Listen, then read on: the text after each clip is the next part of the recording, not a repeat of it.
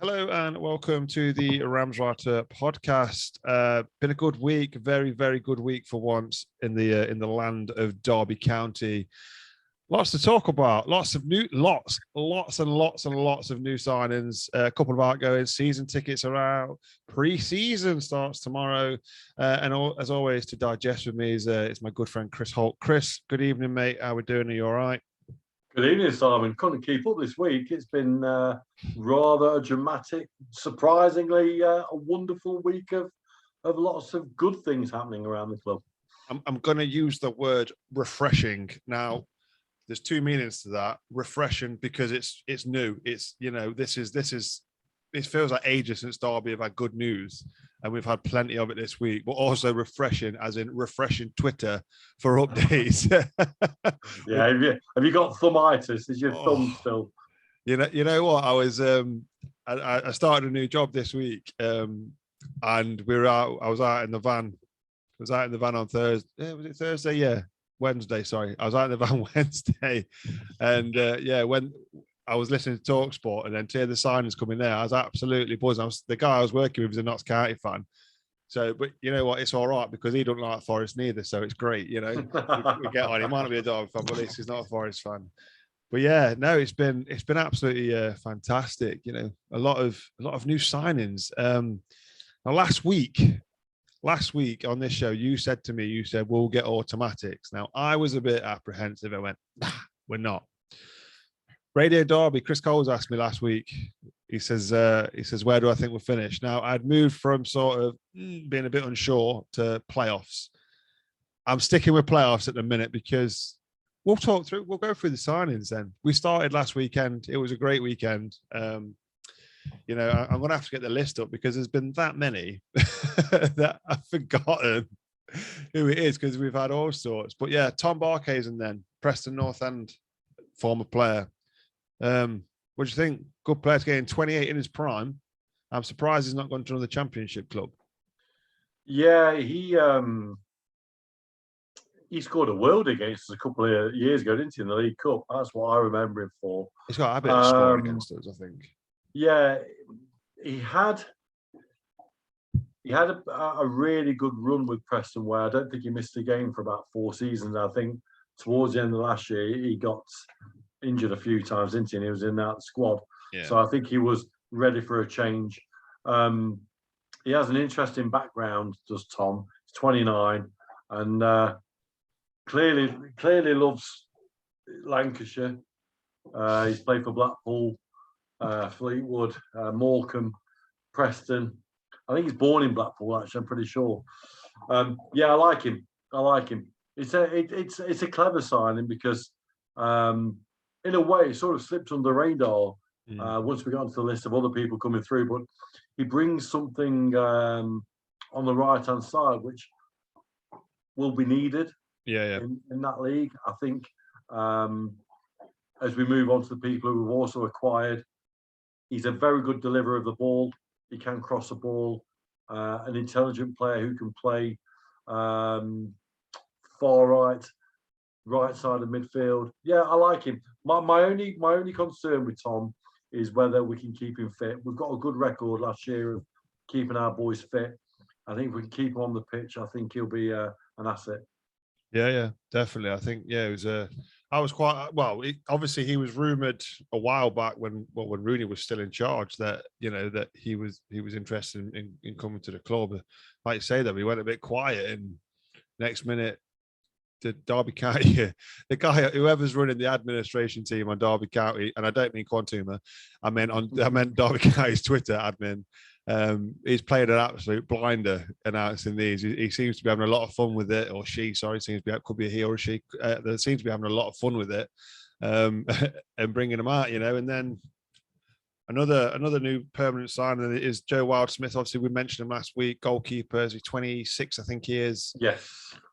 Both a little bit unsure on him at the minute. I think he's only made 67 appearances, something like that off the top of my head, in about 8 years. So he's been predominantly a number 2.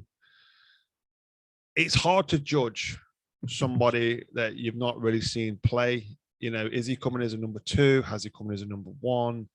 I think he didn't re-sign with Sheffield Wednesday because he wasn't going to be number one. So have they brought him here to be number one? So it's a difficult one. You know, like I say, I've not really seen him play. I don't know if you've seen him play at all much or know much about him.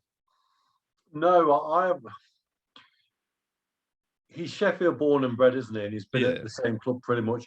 Now, it was interesting that on his interview, he was stating that one of the main factors that persuaded him to come was Jason Pearce, our goalkeeper coach, and they'd stayed in touch since he was a scholar. Yeah. So I just wonder whether they'd give our goalkeeper coach sort of a free rein almost to say, right, we're going to let you choose the two keepers. You know, we're going to go on your trust. He's 26. Doesn't look the stockiest of guys, does he? That's one thing. You know, I'm on a ball coming into a League One box where there's going to be some brutes, both in defence and attack. I wonder whether he's going to be able to sustain intense long ball action over a time.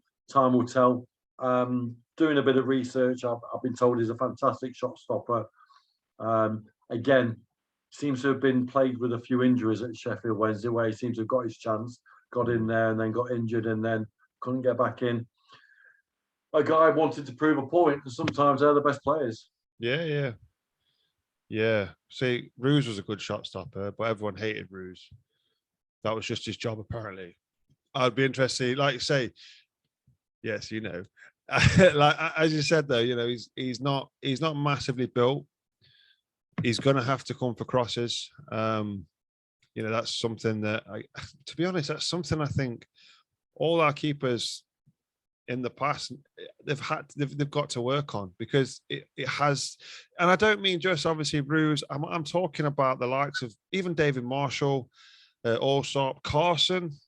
None of them were really that strong, that brave at coming for crosses. And I think under Lampard, especially, a weakness of ours was conceding from crosses, and it's just continued. And that, for me, stems from the goalkeeper department. You know, obviously I'm a goalkeeper, you're a coach, you're a goalkeeping coach. You know, we could talk about this for hours, but it seems to be a thing now in the modern game where I just feel keepers seem to stay on the line, but if they do come, they don't catch, they punch. And for me, you know, I want my keeper to come out and catch.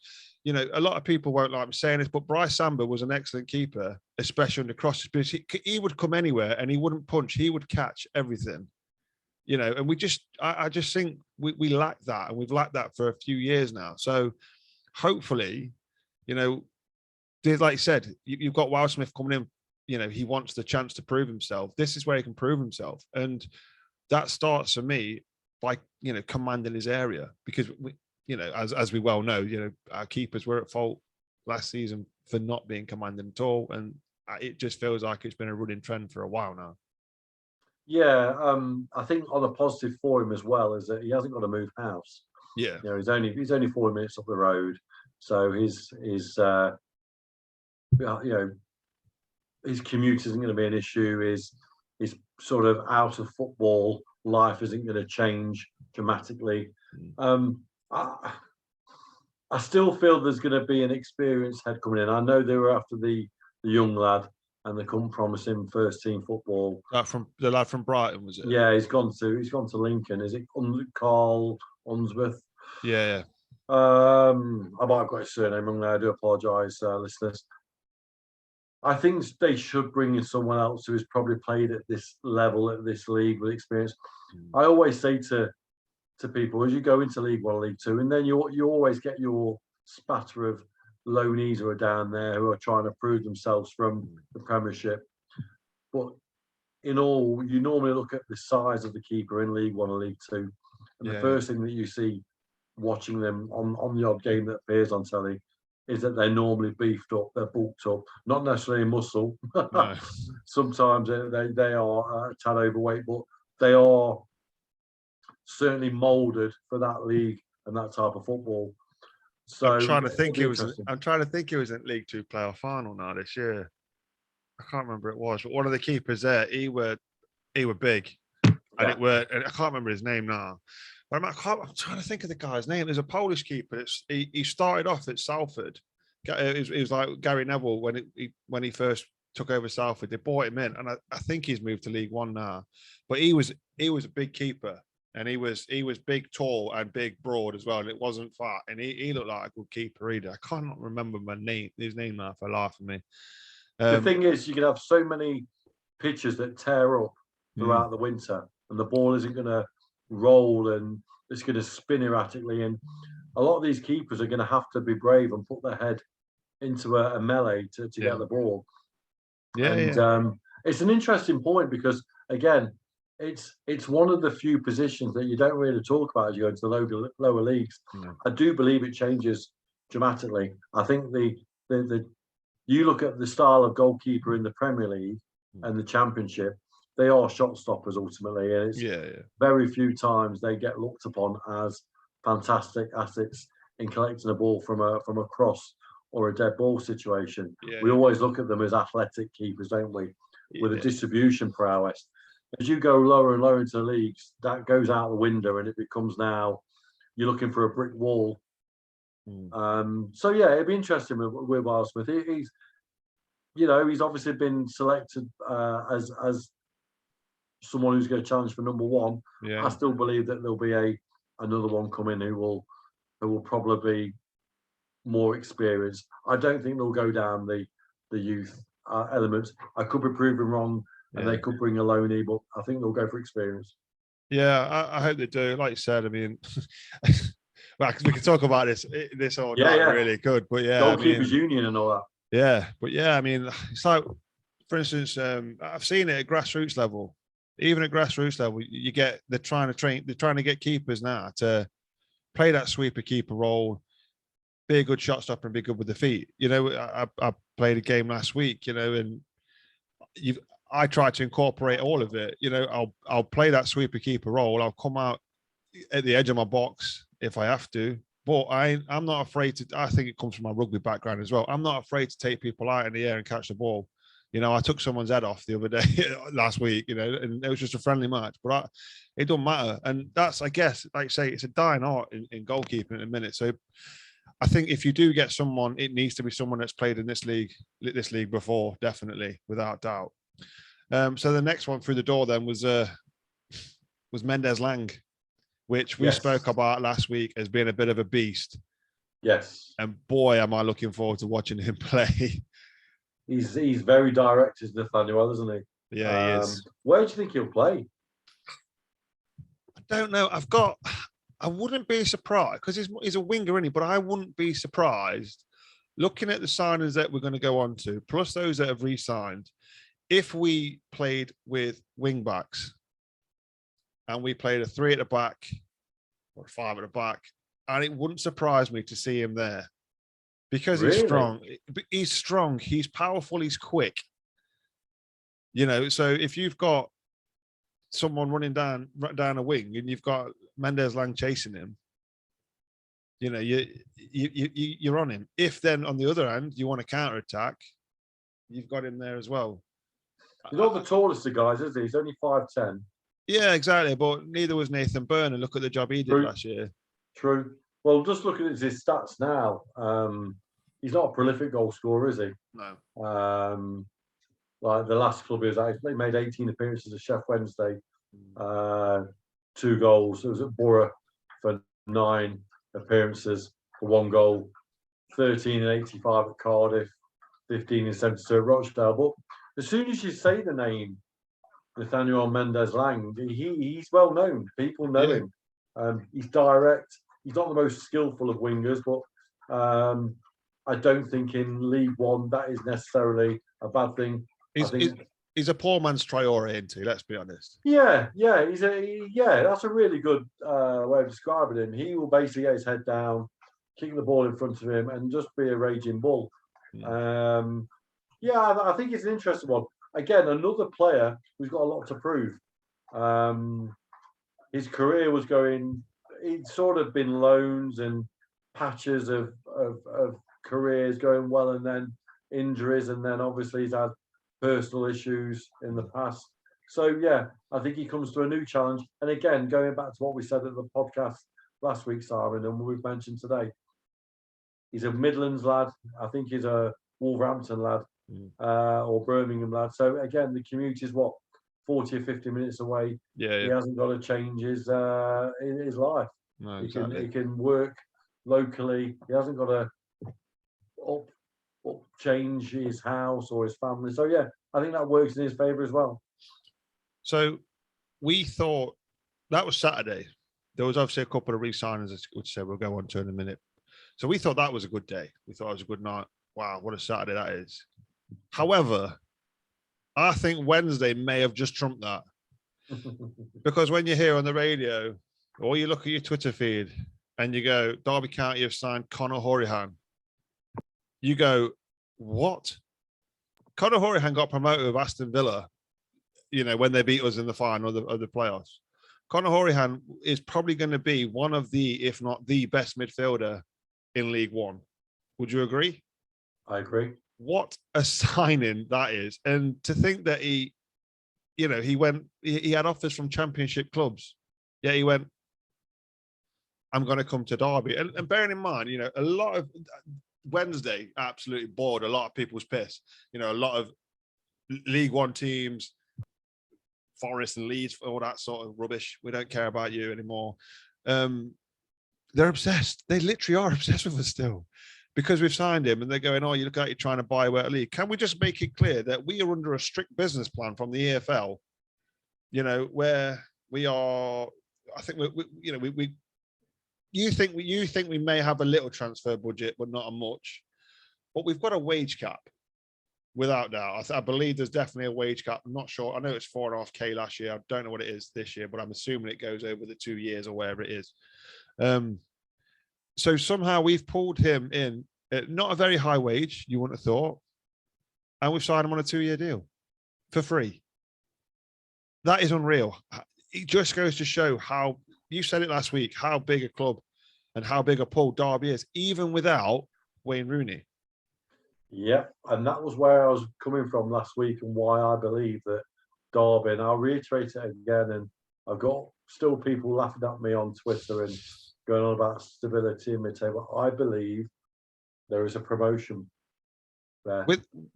You know what? With signings that we're pulling in, you could be right. I'm still going playoffs. I've upped it to playoffs. Okay, well, let's look at what we've mentioned so far. So you mentioned Mendes Lang, you mentioned Barkosen.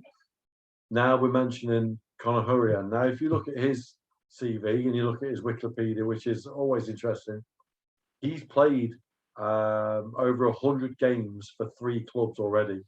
Plymouth in the lower echelons, Barnsley, where I believe he got a promotion with them. Yeah. Aston Villa.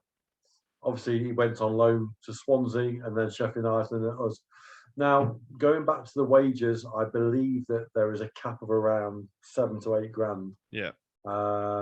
Is being sort of thrown out there as the business plan. And remember, as we discussed on the pod last week, the guidelines for financial fair play are slightly different in League One as they are to the Championship, whereas you can spend 60% of your turnover. Yeah.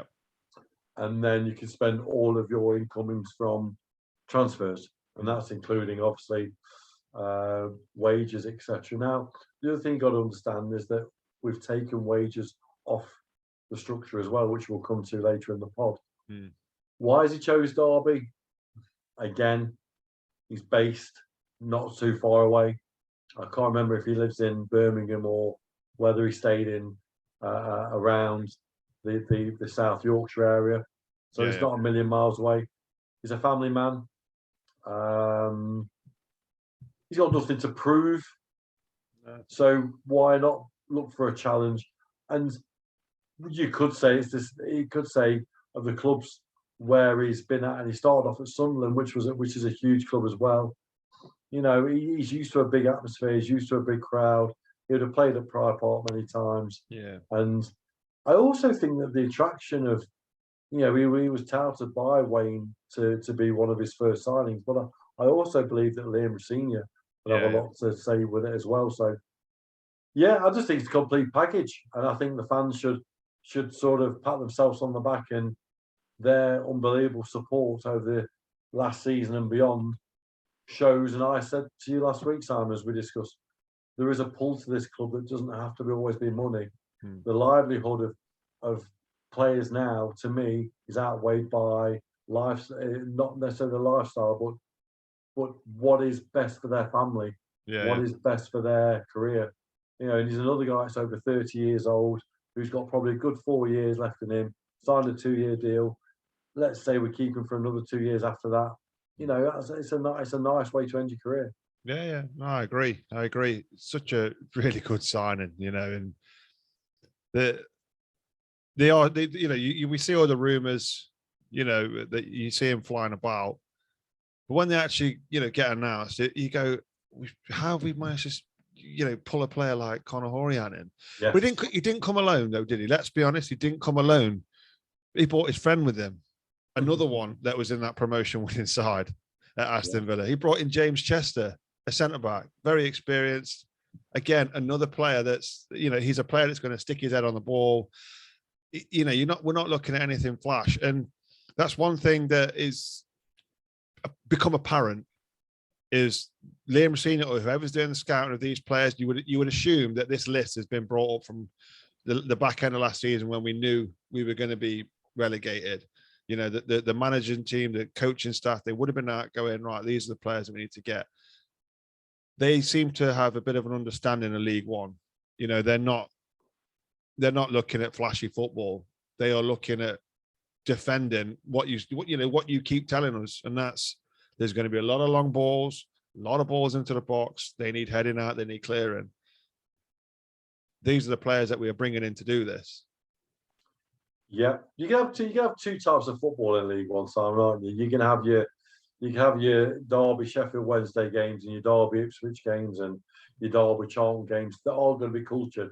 They're still going to be as a standard that is equivalent of the Championship. You could probably include Peterborough in that, and a couple other clubs. I know Bolton try and play football, and then you've got that 11 or 12 clubs who are just going to be as direct as we all know.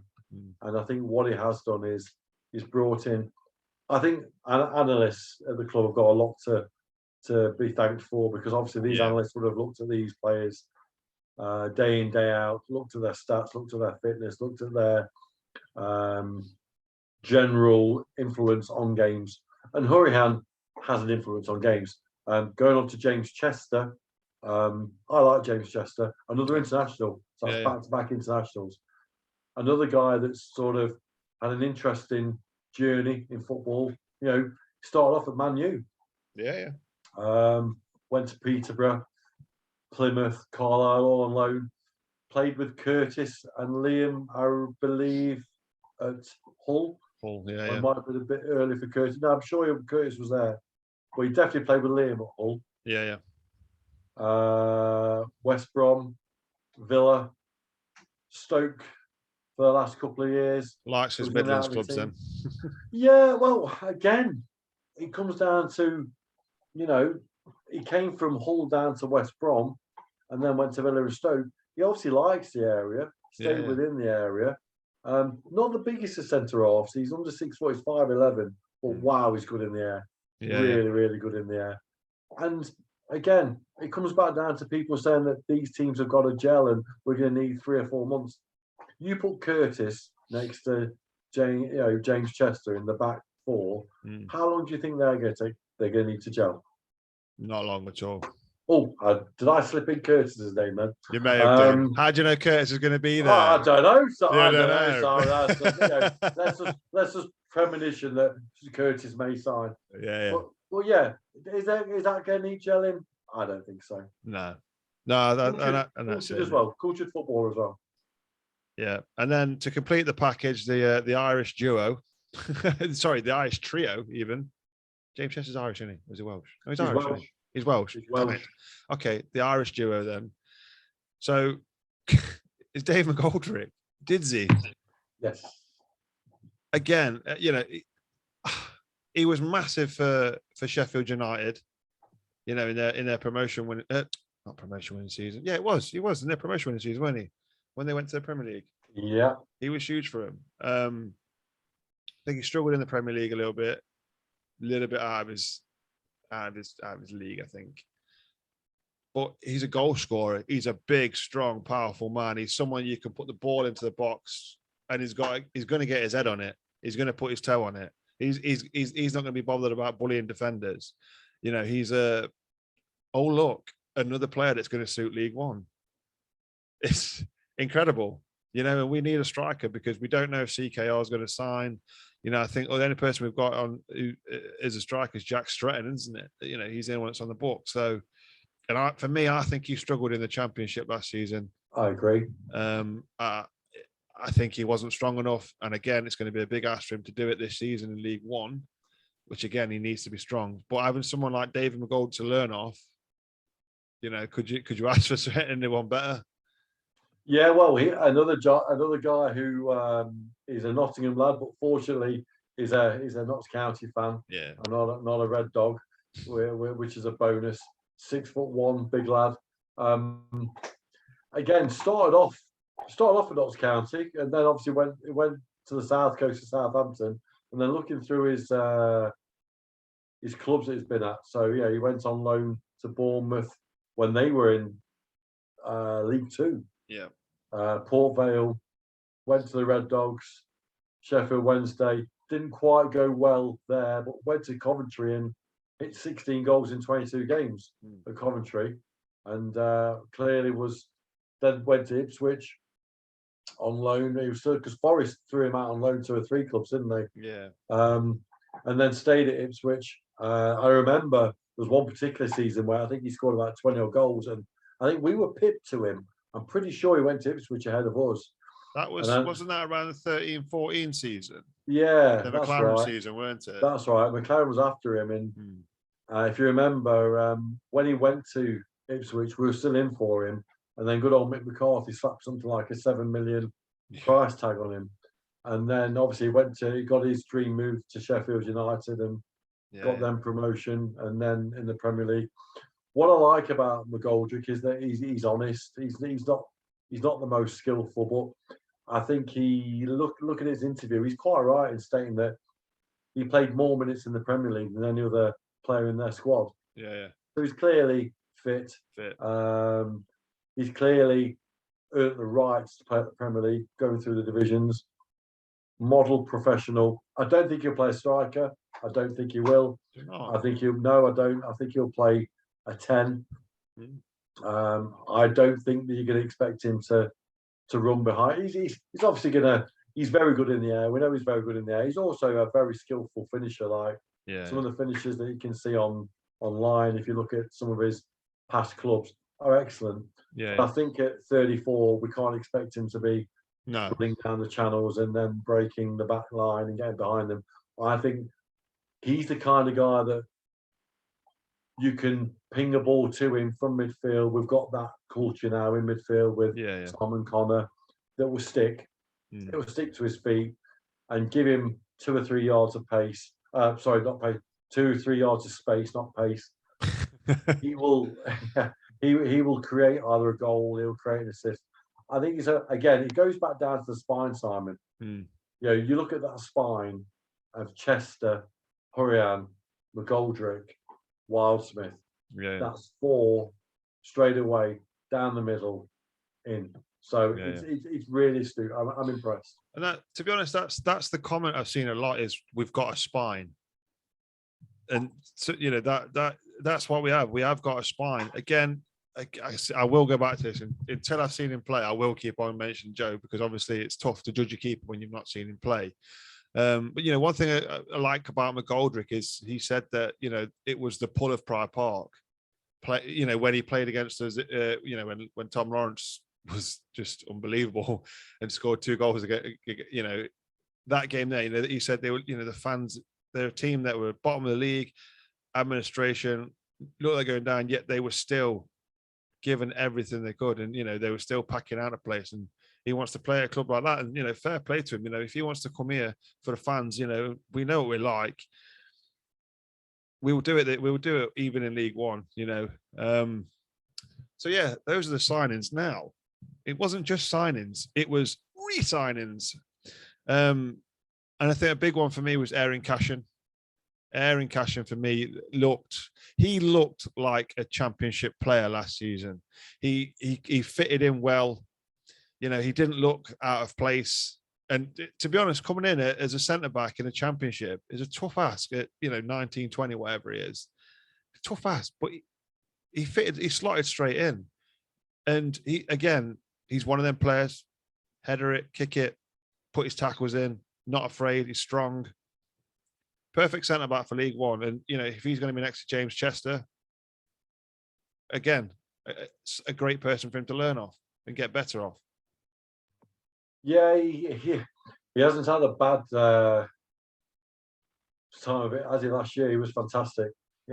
Just came in ready to go. And let's be honest, he's learned from some of the best there is. Like when you train day in, day out with the likes of Phil Jagielka, you're going to learn more things on how to play. Because again, he's not the biggest lad, and neither was Jags. And I think if you watch Erin play, he's far more similar to the Jagielka style defender than he is, say, the James Chester type of defender, or the Stearman or the Davis. He's more about using his know-how to an advantage, knowing that his height isn't always necessarily going to win him the ball. If you watch him very, very carefully, he doesn't automatically always go up for a 50-50 ball. He'll stagger back, he'll look to get tight to the player. He'll also even sometimes wait. He knows that he's not going to win that ball in the air every time. I like him. I think he's got a big future. I think he's done the right thing. I think he sort of rewarded Derby with his commitment as well as Derby rewarding him. I think it's a fit that obviously suits him. I think an Irish call-up isn't too far off. No. And again, he's going to learn from the best, isn't he? Let's be honest. He's got James Chester to learn from now. Very level-headed guy. Really, really level-headed. I just think it's a spine signing. It's a signing that goes into the spine, gives you an option of playing three at the back. And again, congratulations to Aaron, deserved, and well done to Liam getting that over the line, because no doubt there'd have been a lot of suitors for him. Yeah, definitely. Speaking of Liam Thompson, another one that's re-signed. For me, everyone's seen him play thinks he's a great little player. Me, I'm struggling. I think for me, because he was inconsistent last season, but then again, he was in and out of the side.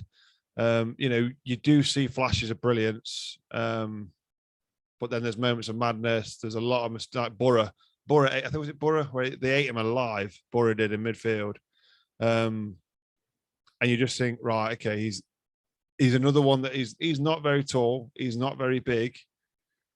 If he gets space, he'll do something with it. It's just, is he going to get that space? Do you know what I mean?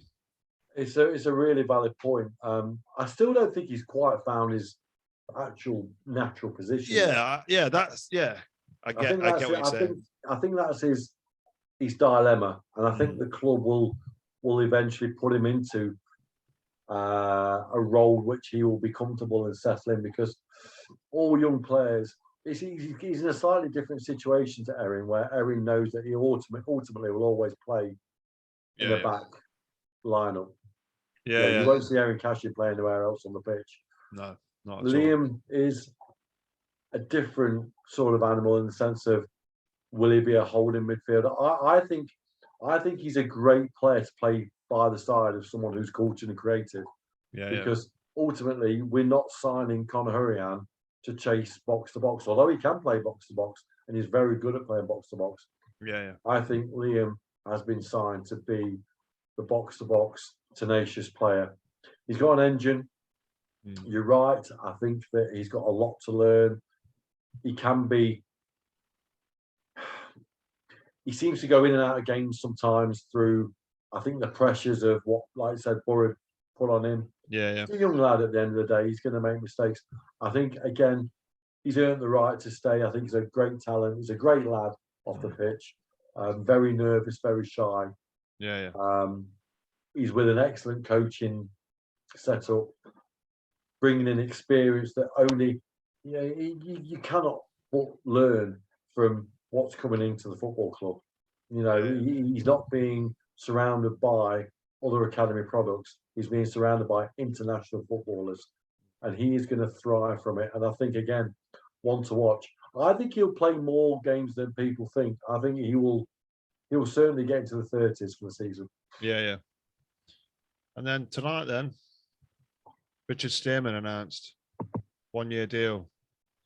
I think it's a bit of a coup, that is, because although he didn't play last season very much, whenever he was called upon, you could rely on him. You know what I mean? He didn't really put a foot wrong, and it's so, like I say, Jagielka went out, see it came out, Stearman slotted in straight away. No issues, no messing. He's been there, done it, seen it all before. You hear the reports as well from Rams TV, etc. Other players. He's great around the changing room. And that's not just the players. Say family that work at the club have all said, yeah, he's such a laugh and everything. He's dead nice to all the staff and everything. All round great guy to have around the club, basically. So I think it's a bit of a coup for us to keep him, because if even though he might not be starting, he'll still turn up to training, giving his all. And that's what you want, commitment. And for him to come and say, yeah, I'm going to stay. I didn't play much last season, but I'm not bothered. I'm here for the club. I'm here if you need me. You get a centre back that gets injured, stays, yep, I'll go do a job for you. And that's what you get with him. Yeah. 3 things with Steers. First of all, he's local. Again, no doubt he may have been given offers to go elsewhere. He'd have to perhaps move home or live in a hotel for 3 or 4 days a week. At his age, does he really want to do that? Not really. Continuity. Does Liam have to mould a new centre-half pairing, whoever he brings in? Do you think that it's going to take much for Richard Stearman to, how long is it going to take him to mould? Say he plays alongside James Chester. That isn't going to take long to organise. No. 2 wonderful players, 2 experienced players. If he comes in with Erin, he would have known Erin. He would have played side by side with him. Very, very astute signing. Good for both parties. Very, very good in the air. Openly loves the fans. His interview was really, really nice. I had seen it. The fact that he mentions more about the peripherals of the club rather than his personal playing ideology. He just wanted to sort of say thank you to the fans. And again, it's clever. It's a spine signing. The spine is complete. Well, almost. Almost. For the piece de la résistance, as the French would say. Everybody's asking for it. Everybody wanted it. We've heard rumours after rumours. Yeah, it's done. He's signed. 2-year deal. Should be announced tomorrow. When in actual fact, it was announced 5 minutes or so before I did the interview with Owen Bradley. So maybe a few hours ago. With Curtis Davis. Now that's massive. That is huge. He, even at 37, that is absolutely humongous. There's your captain sign straight away. For me, nobody in that team gets the armband apart from him. Absolute. Last season, I think he played every single minute of every single game last season. At 36, he's fit. He's keeping himself fit. Even though he's, the age he's at, he's keeping himself fit. And again, it fits. There's your spine. We all wanted him to stay. He calls this his club. His first thing he said in his interview, why did you stay? This is my club. And I respect him for that. And I'm so glad that he waited and waited and waited and waited and waited, because we know he had we know he had offers from other clubs without doubt. There would have been offers from either lower league clubs, championship clubs, probably still. And like you said, there was only one other shirt he would have put on, and that was Leyton Orient. But he wanted to put the Derby County shirt on. The Derby County is his club, and I'm thrilled that he signed. Really am. Yeah, he's very level-headed, is Curtis, isn't he? I think people forget that how quick he is over the first 5 yards. Oh, gotcha. He's he's not the quickest lad out there, don't get me wrong, but for the first 5 yards, and add that to a mental strength and a knowledge which he has. And again, it comes back down to the myth of he's too old. Now, that myth has been blown out of the water with Jags. Yeah. You know, Stoke have just give Jagielka another year. He's going to be 42 when he finishes. If you're fit enough, say if you're good enough. And Curtis is just obviously absolutely adored by everybody. And I think that he was the fans' voice throughout the turbulent last 3 or 4 weeks. He went on record with his media career, with TalkSport, with Sky, and said how he felt, and I love that. I love that about him. I've spoken to him a few times coming off the pitch, and he is so approachable. He'll happily talk to you. You'll ask him a question, and he'll tell you. I think this is good for him. He lives again not far from Derby. I know where he is in Lichfield. Yeah, he's a family man. He's doing his coaching badges. He's had a 1-year deal. I think that makes sense. I think that allows him to sort of decide what he wants to do. Yeah, I mean, I think I've seen Ryan Conway formerly of the Athletic, friend of the show. I'm gonna have to get him on actually at some point. He did say he did say he would come back on, but I saw him mention there was no problem with the 1-year deal. It was the following. I think he wants to be part of this club for the future, not just playing. And I think you're right. You know, like you say, he's doing his coaching badges. I think if he retires from playing next season, he'll become a coach. Yeah. And I think that's the right way for him. And I think we owe him that because he stayed with us and he stuck by us and he's shown that loyalty that we should stay with him and say, yeah, there's definitely going to be a coaching role for you. I think your playing career. I think the other thing that you've got to bear in mind with Curtis, and I think you can compare him to Liam Senior. Liam Senior did his coaching badges when he started to wind down his playing. But where did Liam Senior's name become famous for? Sky. He became a pundit and an analyst, and was really, really good analyst on there. And he came back into coaching. Now, Curtis is going through that scenario now. Yeah. Whereas he's doing bits and bobs on Sky, doing a lot on TalkSport, doing his coaching badges, wanting to play. But you come to a point where, towards your end of your career, you can't do everything. You can't juggle a media career, a coaching career, and a playing career. And I think this year allows him to concentrate on solely his playing career, finish his badges, or I say finish his playing career. He might want to carry on for another year, but it allows him another year of media work to get that better, because that's not easy to stand in front of a camera live with a microphone in your hand and discuss a game of fellow professionals who will play against probably. You've got to be very careful what you say and analyze what is done. I think it makes sense. It makes sense to take a year. I don't think that the 2 years was ever going to be an issue. No. I think it was more a case of, what do you want, Curtis? Clearly the money's okay. Clearly he's happy where he resides in up the road. Clearly he loves the club. It's his club. We call him King Curtis. Yeah. You're right. If he doesn't get the armband, I'll be absolutely gobsmacked.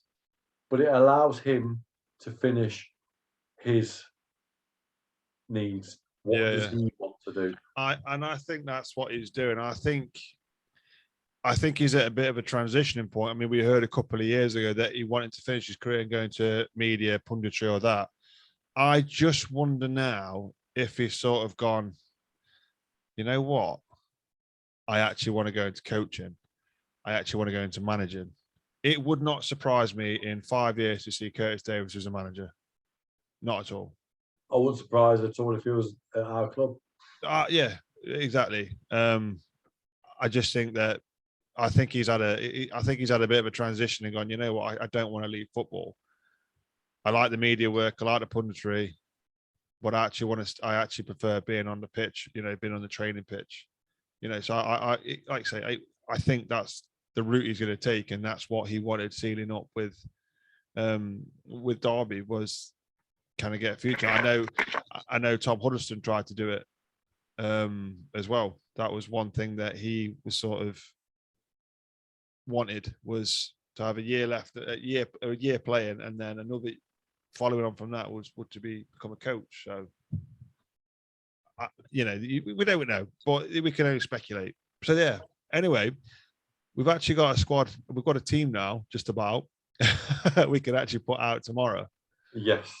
Against Bradford. But before we go on to Bradford, obviously another departing player, Tom Lawrence, has officially left the club, joined Rangers. He's a bit of an enigma, Tom Lawrence, to describe his career here. He's Mr. Inconsistent would be what I'd call him, because on his day he was absolutely fantastic, but it was how regular them days were.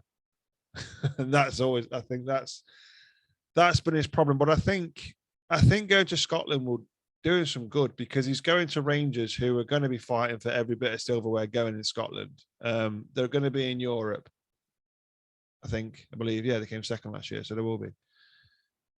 It's a whole different ball game for him, and I think it's everything that he's wanted as a footballer, to play in Europe, to play for silverware.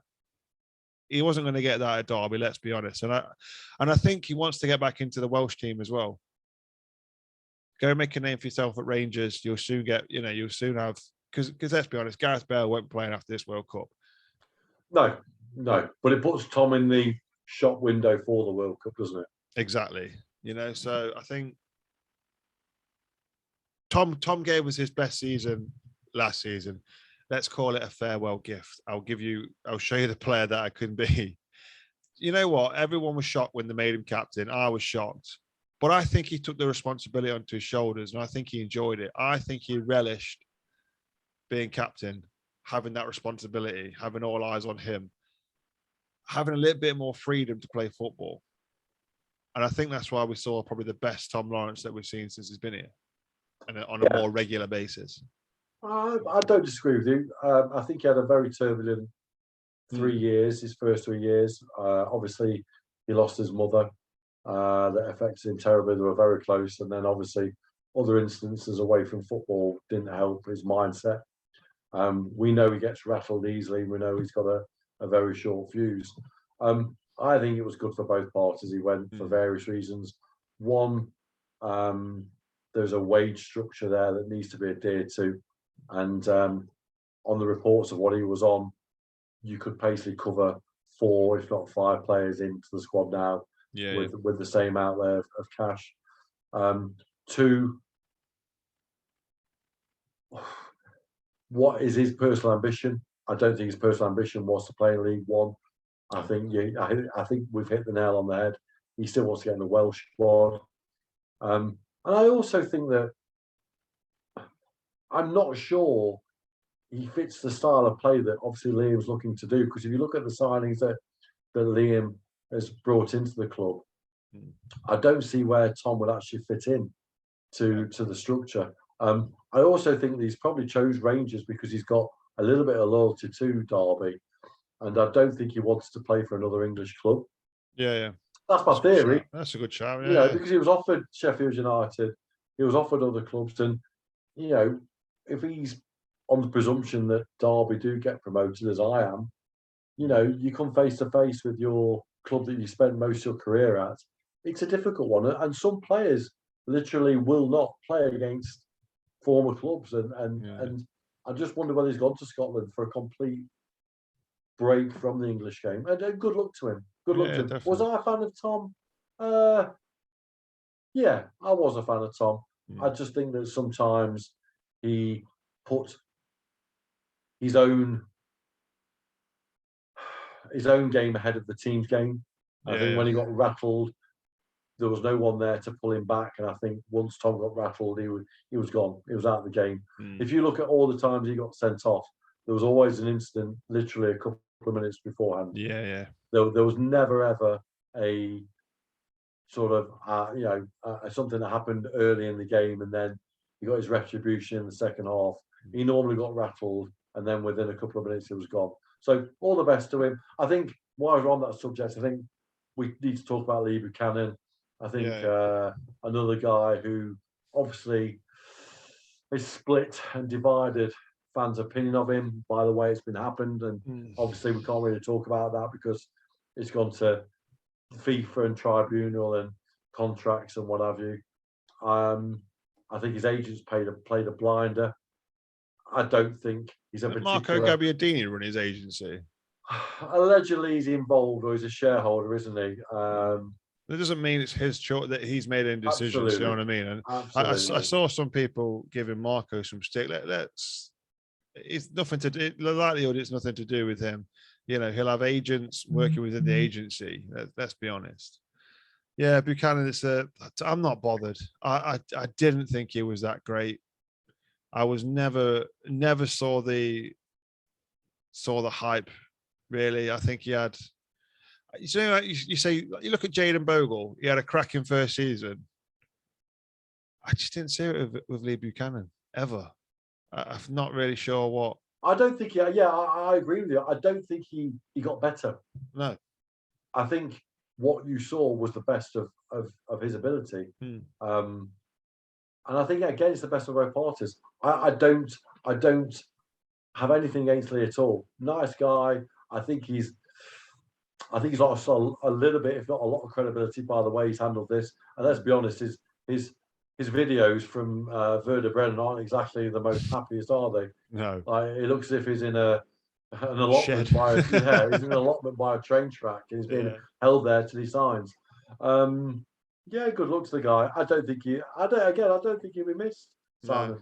I won't miss him. I won't. In fact, I go through all the people that have left the football club, and this is controversial.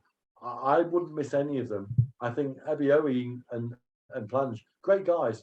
But let's look at the Derby County that we have now, the new Derby County. They would not fit into what we need at the moment. No, not at all. It would just be something. It would be the type of player that would not suit League One football. And I think also you've got to remember that, we need a spine and we need a solidity from all 11 positions that will be under the cosh many times away from home in smaller grounds on pitches that are nowhere near as good as Pryor Park. And you need 11 bodies to be putting themselves on that line. And I think of the players that have gone, I'm not convinced you'd have that. No, I agree. So there's the signers. Although you did tell me before we came on air about another one that hasn't been announced yet, but he's going to be playing tomorrow. Yeah, there's. I was told that Hayden Roberts. There's something on Twitter that Hayden Roberts is going to play in the friendly, and that's come from the gentleman who writes for like the Brighton equivalent of the Derby Telegraph. Oh no, sorry, it's Andy Naylor. He's from the Athletic. Oh, okay. So I've just found a tweet. It says it's just about the timing of an official announcement. Ari Roberts. He trained with Derby today and is likely to play a part in the friendly at Bradford tomorrow. Yeah, and interesting because he's a guy that can play both at fullback and in the middle. Rave reviews about him. If I remember rightly, last year was he on loan at Rochdale? I want to say. I've never heard of him, to be honest, mate. I can't remember exactly, but big things heard about him. Liam obviously has used his contacts down at Brighton. Yeah. And again, this is a guy coming into the football club who's got a lot to prove. Yeah. He's played down. I'm convinced he's played at lower league. I'm convinced he has. Yeah. I mean, and again, he's a youngster, isn't he? And obviously, Rosina knows the Brighton sort of setup in the under-23s and academies, things like that. And I think they're actually pretty good. They're under-23s are. They were doing quite well in the under-23s Premier League. Yeah, they did okay. Yeah. I know a couple of seasons ago they were up top 2 sort of area. Yeah. So it doesn't matter that the name is only Brighton. The youngsters are good and they are competing with the likes of Manchester City, Chelsea, Arsenal, Man U, all them sort of players. I saw them at Pryor Park and they were very good. So yeah, I mean that'd be good if we can get him in. Again, I think he's a central defender, can play left back, can play CDM, bit of a versatile player. We might need a left back because for me at the minute that's where we haven't got a left back. Buchanan's gone. We haven't announced any sort of deal for Forsyth. Is he going to stay? I'm still a bit iffy about Nathan Byrne, whether he will stay. I know his contract's been renewed due to default or appearances, etc. Yes. But, I think there was rumours that he was going to go to Celtic or something. He was really keen on that sort of move, but it never sort of accumulated for whatever reason. So that's my only worry. So it'd be interesting to see tomorrow. Obviously, we start pre-season tomorrow. We could put out a team, which is good. I'll be definitely watching it on Rams TV. I'm not, so it's going to be interesting. Pre-season is always interesting. I mean, obviously you can never, you always want to win every game you see Derby play. I mean, you can never sort of judge them on pre-season. I mean, look at Forest. They got stuffed 3-1 by Coventry today in their pre-season. What a shame. I know. Never mind. But yeah, it's going to be nice though to see the players. Be interesting to see what kit they're in as well, because that was announced today, weren't it? About the new kit not being ready till autumn. Yeah, they're gonna wear a bespoke kit, aren't they? Which is going to be auctioned at the end of the 4 friendlies. I think Bradford's a really good place to go for your first friendly. I really like that stadium. It's set in the valley. Yeah, it's old school, isn't it? Sort of. Yeah, it's beautiful. It's actually a really nice stadium. It's compact. They'll probably get one of their biggest attendances of the season for a friendly. Like Derby are already taking 1,700 there. I would imagine that will get to near 2,000 by tomorrow on the gate. Not the easiest of places to get to. No. It's a good couple of hours drive, and I'm glad we're going there in July and not in December, because I tell you, mate, that is a difficult city to drive around in winter because it's hills, and I think some more hills. Yeah, I mean, I drove through Wakefield today, and that was just as bad. That was hilly. Yeah, but it's a great place to play football, and I don't think there'll be any pressure on anyone tomorrow. It's going to be a carnival atmosphere. Yeah. There's going to be some fantastic fans there who are going to be just embracing the fact that they're watching Derby County, and they're watching international footballers wearing Derby County colours, and they're going to see players who are just excited to see them as they are. And I'm looking forward to it, to be honest. It's going to be, apparently Bradford have been in pre-season since the middle of June.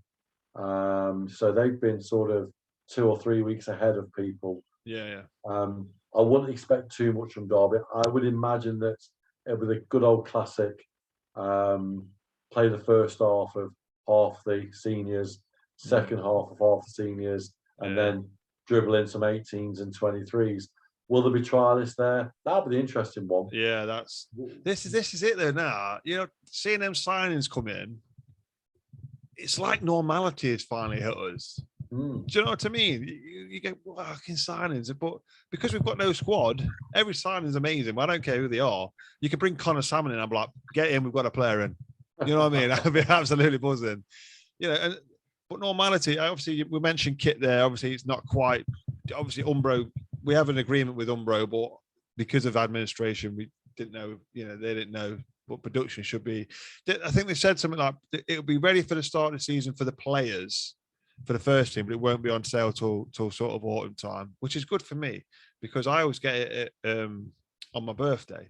So it'll come out just at the right time. So rather than have to wait and watch everyone and being jealous of everyone for like 2-3 months, it'll be ready in October, just in time for my birthday.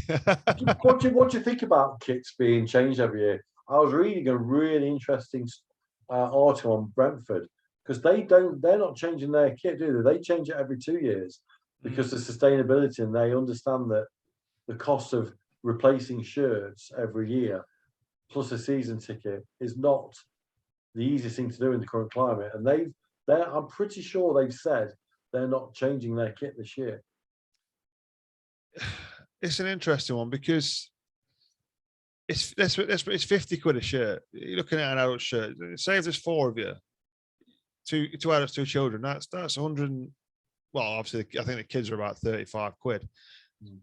That's near enough 200 quid for 4 shirts. I don't think you need to change it personally. I think, to be honest, though, what gets me about the shirts now is when I look back at sort of the 90s, late 90s, early 2000s, the shirts felt good quality. Now, and they felt like someone had actually designed it. It felt like you had a designer that had gone, yeah, I like this little bit there, that's nice. Now, it just feels, well, you look at them, you look at half the goalkeeper kits in the Championship. Anybody who had Umbro as their kit maker had exactly the same goalkeeper shirt as everyone else. Yeah, and tracksuits and training wear. It's just lazy. I remember the Puma goalkeeper top with the polo neck, the green one. Best one ever. No one else had anything that looked like that. You know, I look at some of the old goalkeeper shirts, like the Man United ones. They were mint. They were, you know, back when Schmeichel was in goal, they were absolutely quality. Some of the Derby ones have been brilliant. And I just feel this sort of, especially goalkeeper shirts. I remember when goalkeeper shirts used to be green with like red pinstripes on them. It felt like Umbro mode every single goalkeeper top, but every keeper wore exactly the same one, green top. And then they changed it. And it's the same with shirts. They just feel like it's a template that they've just altered slightly for that team's kit. If you're going to do that, why bother changing your kit every year? Yeah, it's a really good debate, and it's a podcast in itself, because I'm with you in the sense of, I think that there should be some design work every year that defines the football club. You know, like you go some of the Premier League shirts, obviously you'll see bits and bobs that are part of the design, that are part of the club. Like the Newcastle, if I remember rightly, the Newcastle third kit has got something to do with the local community, and I think it's a map. Someone was telling me it's like a map towards the stadium. I think with Derby, I don't know how long the Umbro contract goes on for. I agree with you 100%. I remember, you know, as well, I wear the Derby County wear from a role and what have you. I used to remember the amount of times I'd be stood there on pitch side and visiting clubs have the same kit on. Yeah. Well, the same tracksuit, have the same work. And yeah, are you right? Is it lazy or is it just cheaper? I don't know. It's cheaper for them because they're getting 50 quid every year for something that's exactly the same as someone else. But I mean, it's like the away shirt last season, the blue one. I found the template for that on Umbro, and it wasn't it is a template, but they've slightly altered it, and obviously they put the ram in it, which was obviously their personal touch. So they have made a slight change to it, but again, it's a template. It's like the black and white one. That's a black and white. That's a white t-shirt with black sleeves, and they put the blue on. And it just, yeah, it gripes me. You know, if I'm going to pay 50 quid every year for a new top, I want it to.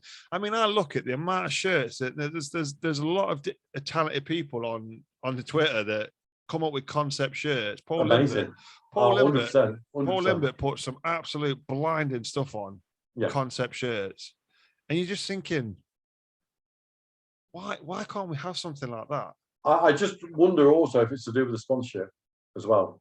Well, they're gone now, aren't they? 32, aren't they? I'm not sure. I don't know, because I think that was dependent on the government's vote on whether to allow gambling products still on the front of sponsorship shirts and deals. They've allowed it again, haven't they? It's a slightly more. There's more rules, isn't there? There's stricter rules on it. I just wonder whether that's also the reason for the delay. New sponsor. Whether they're either a new sponsor or whether there are, because obviously you've got your sleeve sponsors nowadays, and your back sponsor, back sponsors, and your arse sponsor, your short sponsors. It's just, and all this has to be looked at when you take over a football club. Yeah. Whilst we're on the subject, I noticed Twitter exploded this week with season tickets and the fact that there were certain fan groups, and one forum was moaning about direct debits not being available. Now, come on, let's think about this. This is a new football club. It's a brand new company. You know, you don't just walk into a bank and ask for credit for £6 million because we're Derby County Football Club. Oh, can we look at your 3 years accounts, please? Oh, I didn't realise you'd need them. Oh yeah, we'd like to see your past credit history. It's going to take time to get a direct debit system in place, and they are working on it because. But when you see supporters groups ripping the club like that because of a direct debit situation, the season tickets are flying out there. Wonderful news. You know, we're hearing reports of anything from 6,500 up to 10,000, which is phenomenal. And I have no doubt that they'll hit 20,000. But when you see people barracking the new owner already, the football club already, over a direct debit not available, now it's ridiculous. It's ridiculous. All these things, the shirt, the sponsorships, the direct debits, all these things are brand new. It's a brand new company, and people have to be patient. And if you're not patient, then I'm not going to apologise for mentioning this. I think you're out of order. You shouldn't have gone on Twitter. You've made yourself look foolish. And, you know, these kind of people shouldn't be given social media. If they're condemning the football club because of a credit facility that's not in place, I understand that people are struggling with money. We all are. You know, the UK is bonkers at the moment. It's mad with things going up. But there is plenty of time to get your season ticket. Yeah, okay, you may not be able to sit in the same seat as last time because someone took up that opportunity. I understand that to somewhat. But what I don't understand is the fact that there is going to be plenty of seats available to take on board that opportunity to purchase through direct debit. So come on, guys, let's chill. Let's get on with the positives. Yeah, I agree. It was a positive sign that the season tickets came out. 6,300 sold on the first day. You know, and I get that. I get the direct debit thing. You know, that's how I know. You know, that's how I pay for mine. Got to wait. Got to be a bit more patient. It will come. Just mentioned that actually. You mentioned the accounts and credit and stuff. Can you remember that website, the EFL embargo thingy? Do you know where the embargo reporting surface? Yes. Lara and Derby had like a list of 20. It was like a Christmas list of all the bad things we've done. You're on Santa's naughty list. Yeah. I've just been on there now. Now, the other day, everything was on there apart from the club. They took off club in administration. Yes. We are no longer on that list. Wow. Derby County is gone. Literally, the only team on it is Reading, breach of profit and sustainability. That is it. We're off that list now. So that means the accounts must have gone into the EFL at least. Whether they've come on companies' house, I don't know how it works. I don't think you'll get them, will you? Because the club, essentially, it's now a new owner, so they won't have the accounts. So I don't know how it bloody works. You know, I'm not an accountant. They've got to build. It's wonderful news, Simon, but they're a new company. On Company's House, they're no longer called what the previous owner called the football it's club. No longer Gellar, whatever it is, Gellar Newco. Yeah, it's a new company called Derby County the Rams Limited, if I remember right. Yeah. There is no credit history at all. There is nothing there. So there's going to be a lot of guarantors that are required. You know, Clouds Developments are going to be one of those. One thing I will put into the equation before, obviously, because the shows have been dragging on, waffling as we both do, and we could talk for hours, is I would like to see now some backroom stuff starting to move. Yeah. The board in place, possibly director of football, scouting clearly is being done by the analysts and doing a wonderful job. I think it'd be interesting to see next week how much structure is actually put in place, because that'll be the second week. Yeah. And I think we've got the parade out and the fanfare of the new players, and they'll keep coming in now, day in, day out. But it'd be nice to see structure and where that comes into play. It'd be nice to see Liam in us as well. Yes. I think Claire. I think the job's his. Definitely think the job's his. You know, he wants the job. I just think we need to announce that he's officially the manager. You know, we've got to give him a chance. I think it's pointless spending on somebody else when Liam's already here. Liam's, I think, proven himself. Well, he's proven himself as a coach. Let's see if he can prove himself as a manager now, I think. Well, he can attract. He's clearly provided evidence now this week that he can attract players. Yeah. Definitely. Whether they've played with him, coached with him, know of him. He's clearly got an attraction. His interview this evening was great. I really liked it. There's lots of smiles on faces, isn't there? Yeah. He's so eloquently spoken, and I'm not good. I'd love to see a rollicking from him, Senior, because it's probably the most politest rollicking you'll ever see. Or the most positive rollicking you'll ever see. It would be. You'd take the negative, flip it, and it'd just be. I think you'll also see a lot of academy guys starting to come in next week as well. I think next week. You think this week's been chaos. I think next week will be even more so. And bring it on. Yeah, we've lost a couple more academy. Tyree Wilson and Cornell McDonald. Obviously, McDonald's had a chance to the first team, but this is it. They will see. They will get seen by coaching staff day in, day out. We see them once or twice a season for 10, 15 minutes, and that's it. That's all we get to see of them. So again, it's the thing with the academy players, isn't it? You're either good enough or you're not. It's the coaching staff that decide if you're good enough or if you're going to make it. If you're not, then you've got to go. Absolutely. And just finally from me, Simon, it was good to see that on social media, the women again a lot of a lot of support. The sponsorships coming in.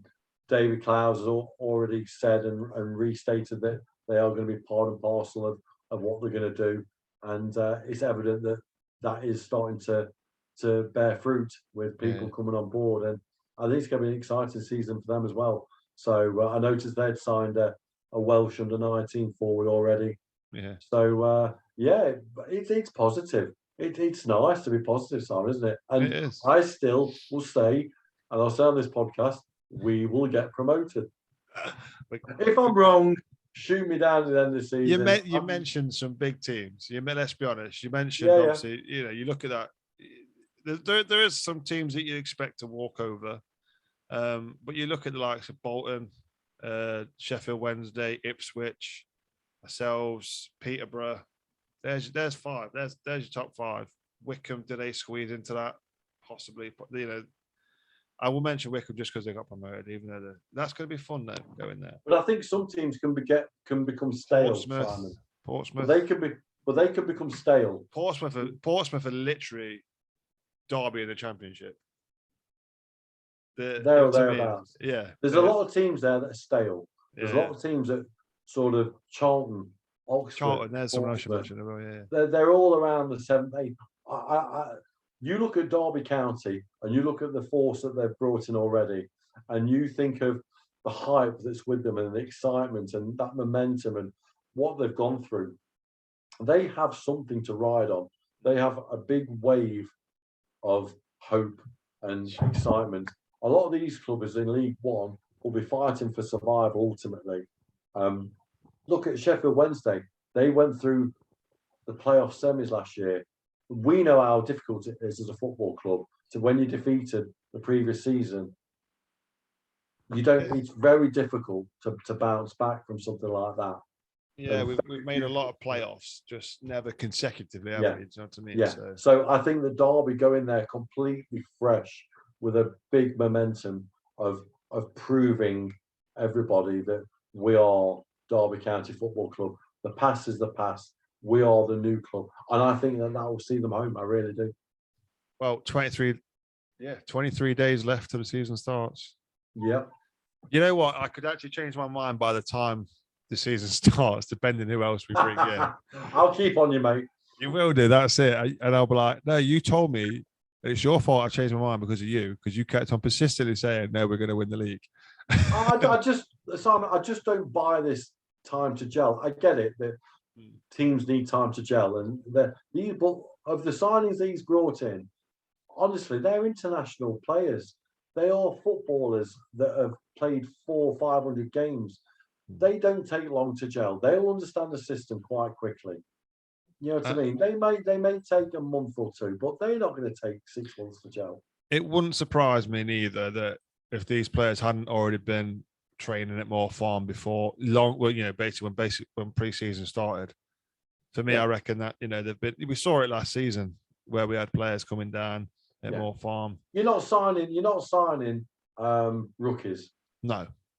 Season pros, that's what we're signing. Absolutely. And you look at them and I do that is a very, very strong squad for me that we've got right now. I think a few more players and we may win the league. Say that again, Simon. Sorry, I said say that again. A few more players, depending who they are, and we may win the league. I said we'd get promoted. I think I know that certain betting companies have been offering 12-1 up till yesterday. And then as soon as they announced Hurrihan, Chester, and McGoldrick, it went down to 8-1 and 6-1. I'm telling you now, if we get any more big names in like that, we will be favourites. Yeah, you'll be struggling to get 2 or 3-1. I reckon we'll go 6-4 on at some point. Yeah, I think the team to watch. I think our rivals will be Ipswich. Yeah, them obviously. Yeah, well, you mentioned Wigan, right? But I'm mentioning Ipswich. They spent a shed load last season and failed. That's my. But I'm looking at the players they signed. There was some good talent in there, but I don't think they had the right players for the right structure. Maybe a few too many egos. I'm signing for a League One club when I'm getting paid a shed load for it. Yeah. Well, they went for the money. They went for the money. Let's be honest. It was Derby County under Clement. That's what it was. Yeah. They went for the money and Ed Sheeran tickets. Ed Sheeran. Oh God. But it's a different emphasis of people who've signed for Derby. They've not come for the money. They've come for the badge. I promise you. Yeah. And they're all comfortable players. They're all happy where they live. Their family lives are great. They're fantastic players. Characters. Liam kept on emphasising characters.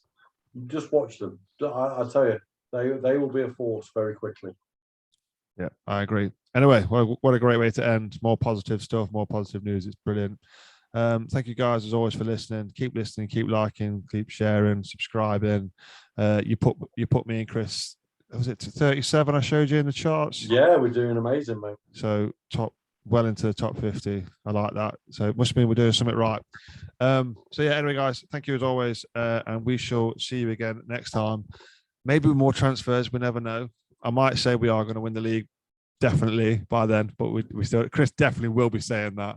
I'm telling you now, by the start of the season, Chris will say, mate, we'll be smashing. We'll be HMS piss the league is what we'll be. No, I don't go that far. I'll be a broken record. But yeah, that's it for today. We get, as always, come on, Derby.